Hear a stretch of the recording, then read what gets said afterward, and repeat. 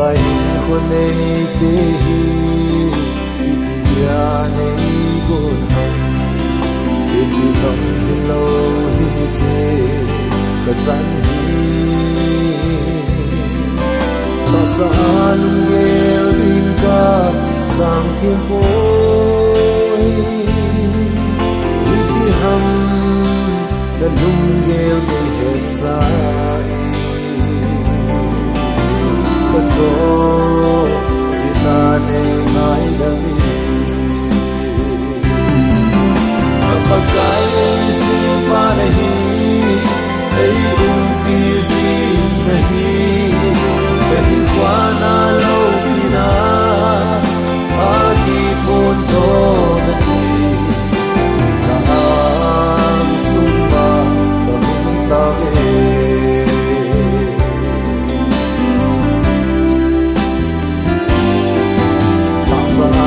Soy ana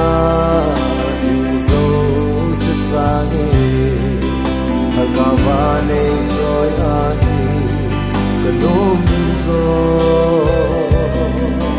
ibukim mada bunlam sot sange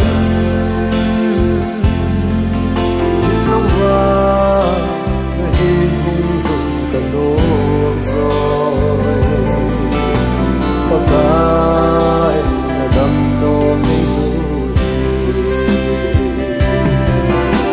pagay sifa nahi ay busy nahi behin kwa na lo pina agi punto nati kaang sumba kahong tawe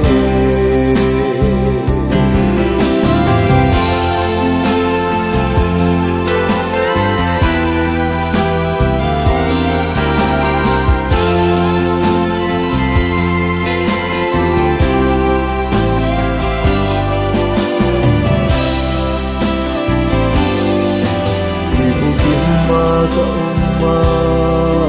nan kamil sa itian ang malang ay za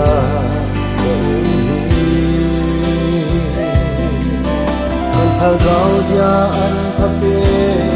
ahitay hallelujah kagipatan